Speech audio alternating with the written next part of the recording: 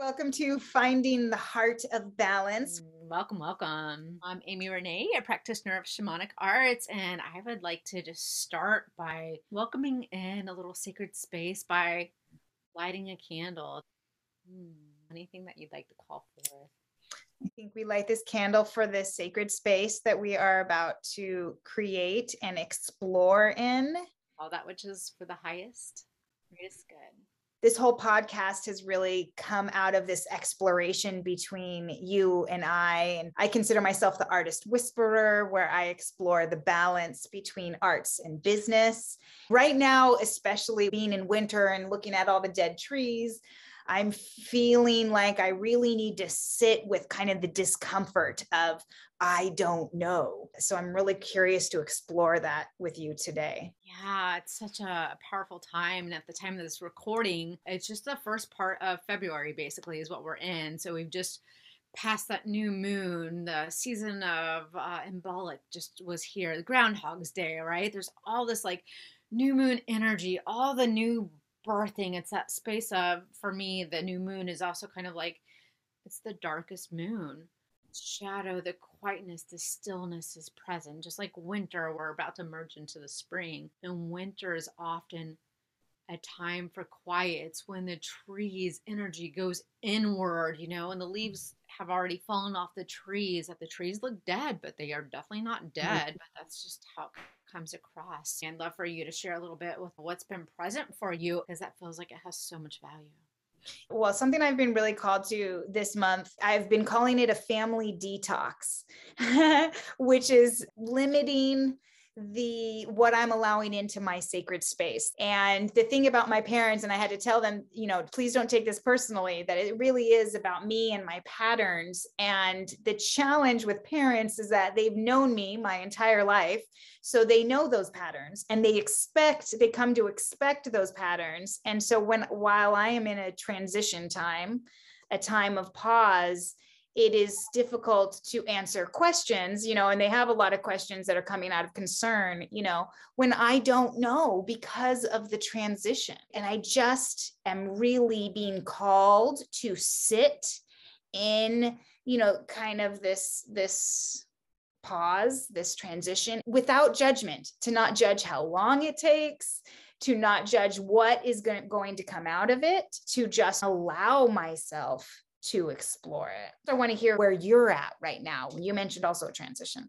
Yeah, absolutely. It's so fascinating because I feel like my transition actually started more in like October. The sacred pause was very present for me as like step back from everything you're doing. So part of the practice of the shamanic arts, I do sound healing. I would go to places every month and, provide a community setting for like some of the sound healing. We call it a sound journey, basically. It was like, no, I had a surgery that was upcoming. And so to really stop everything I was doing, that was a big challenge. Mm-hmm. I feel like we are in a society that is there's this go, go, go, do, do, do. This way of being. You have to work. You have to do things a certain way. Time schedules, and you have to keep up in deadlines. Yes. And so life, in a sense, was like, no more. Stop.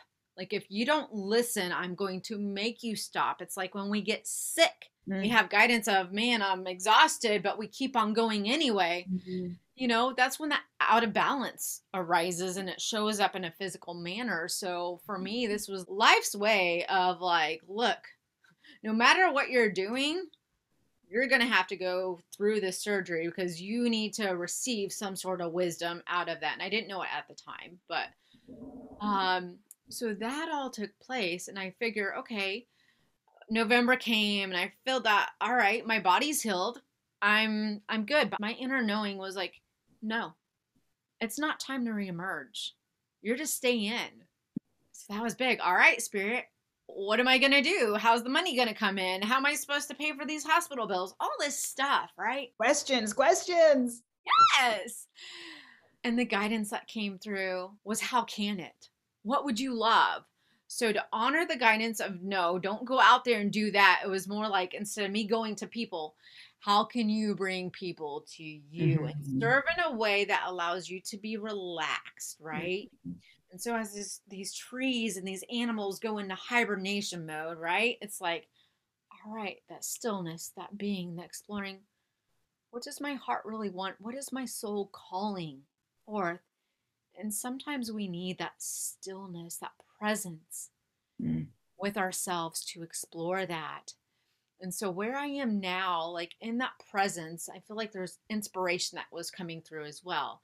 And like those inspirations, those sparks of the divinity that's in play of like allowing that to move us. We're moving it as our energy is going into it, and it's moving us simultaneously. And that's what I think makes it sacred, is that you are allowing the creation, if you will, to come through you. Something that you mentioned earlier, which I really appreciated too, was in taking the pause of serving others, you were serving yourself and your body and honoring that so that you could continue to serve others. And in the service of yourself, you were serving others because you were actually demonstrating, you were being the change, if you will.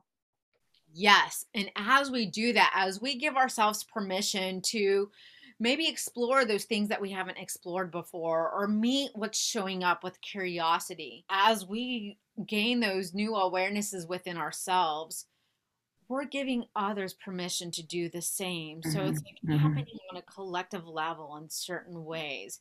And then who we become as individuals, anyone that's connected to us in our lives, they receive a new experience of energy from us. And they pick up and receive whatever it is that they need. And then it's like this, it gives, it's like this ripple effect that just naturally takes place. Such a beautiful thing to be part of. Yes, absolutely. It's an ecosystem, really. It's what connects us, this energy. Even as I am in a detox, if you will, it is not isolation.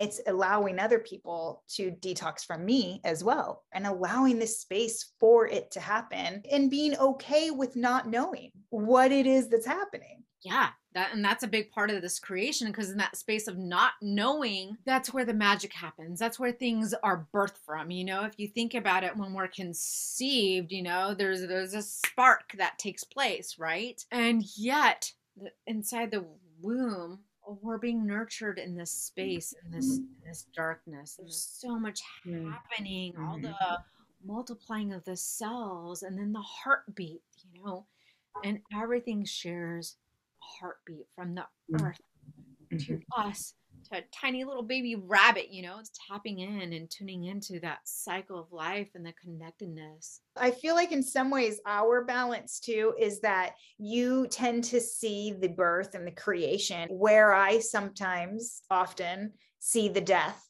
And yet in so many ways, they are the same thing. That is the balance. Where they meet is in the present moment.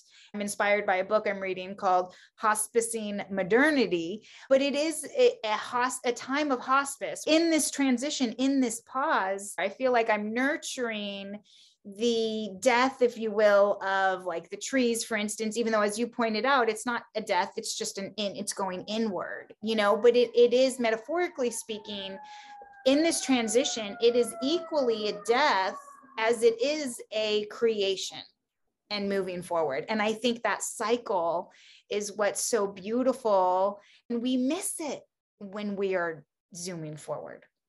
Yeah, to have that. And I love how I heard the sirens, and I think that was like just perfect timing, because if you think, a lot of times there's a death aspect that takes place with the sirens, or like if there's a car crash or something like that can be life changing for somebody. It doesn't mean it has to be the death of who we are, but it's a transition of sorts. And I feel like what you were sharing a little bit about the book it's like what we've known, the modern times or the old ways of being, in a sense, it's like a shedding of that to allow the emergence of what new is coming through. Exactly. And that's why it feels so important to me. I like to take my cues from nature because I feel like it knows a lot more than I do.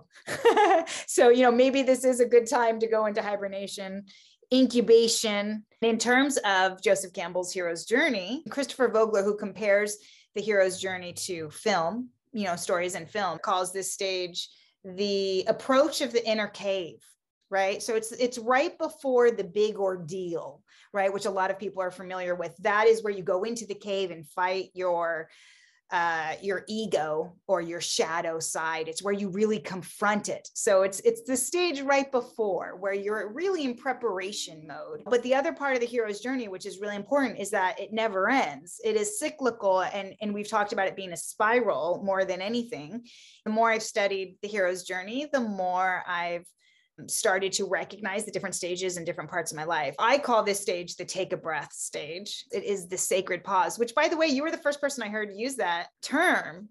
And it was just such a beautiful, because we were working together, if you will, and kind of starting to create things, and you needed to take your pause. And it was such a wonderful way of transitioning out of our pattern that we were in, our work pattern that we were into. And you called it a sacred pause, and it just felt like it wasn't the end. And it wasn't the end. I mean, look what birthed out of that, It is stage 7 of the hero's journey, even though the journey is nonlinear, but there is something to be said about being somewhere in the middle of the journey. So you do have, previous experience. And it's also a time where you look back at everything you've gathered from the journey so far. And in this stage is where you're incubating it and you're preparing for the creation that is about to come. Sometimes there are patterns, like we have winter every year, we have spring every year, but each is slightly different in its own way. Yes. It's like, what is new about this experience? Or if something is returning and happening again, okay, what is it that this is trying to show us? Is there some different choice maybe that we learned previously that now we can make or approach things in a new way? You spoke of incubating, and I feel like that's a really perfect word for where we are right now, because we're just past that midway point, of winter. And in 6 weeks will be the spring equinox, so to speak. So we're at that last part. For some, they actually mark the calendar. It's like the new Chinese New Year in certain ways too. So the new is coming to life. It's like, what seeds have we planted? How can we nurture those? How can we go and really be and allow the present moment to lead us in each moment that emerges? Christopher Vogler also talks about this is the stage where you really inventory all the tools that you've gained on your journey, because you're going to need them all. And winter is really hard for me. I'm definitely one of those people who gets seasonal depression. The cold, feels not inviting to me, but there is an opportunity. As you're kind of saying, there's the opportunity in there to explore that, because that creation is coming. Spring is coming. That is a rebirth. It is. Very much. It's like new life. And here's something that feels important to acknowledge. We can plant 100 seeds, right? However many seeds that we plant, but not every single one of them is going to grow. It's not every single one is going to emerge. So we have to trust the natural process of what does. And I think we often are brought up in a society or tradition of we got to make things happen, right? No. Notice what you are inspired by. To notice what you do feel called to do instead of I have to do this. Let go of the I have to. What can we do? How can we bring that balance? Allowing what really feels like it does want to be nourished. And also letting go of the outcomes, which is really hard too. Because as you said, we don't know which seeds are going to, come to fruition. So there is this element of control that's been born out of modernity, if you will, of the systems that were raised in. We are kind of encouraged to know where we're going. And, for me, that was part of not talking to my parents, because I don't know. There's a lot of seeds, and I have released attachment to which seed. And that's hard. Honestly, it's so hard, because there is a social pressure to know where you're going, especially after a certain age. You're not really allowed to just explore as a career, unless you're maybe in academia, but even with that, there's, certain limitations. But I think it's actually healthy to be able to say, I don't know which one is going to come out. And actually, I am open and ready to receive whatever comes. Yeah. And that's a very empowering question, is like, when we don't know, all right, what is my next step? Where am I to go from here? Explore, what would I love? Like, if I could have any way I wanted, right now, my whole body just like stood straight up, right? My spine is fully straight, fully connected to the earth and fully connected to the cosmics, that divine above, and opening our heart space. What would I really love? Knowing what we don't want helps to move us and helps us to explore what the possibilities are. And to me, that space of winter is the space of all possibility. Yes. That's something actually you, again, really helped me with. That's how you get out of stagnation, because I think stagnation is something that a lot of artists feel. I mean, it's like writer's block, if you will, or it's when you're just not feeling those creative juices. And the perfect way out of stagnation, a way out, is to explore those possibilities without judgment. That's part of the hospicing. What's come before for me is letting go of that voice inside me that says, well, that can't happen. You can't have that. You can't do that. That's what's limiting the possibilities.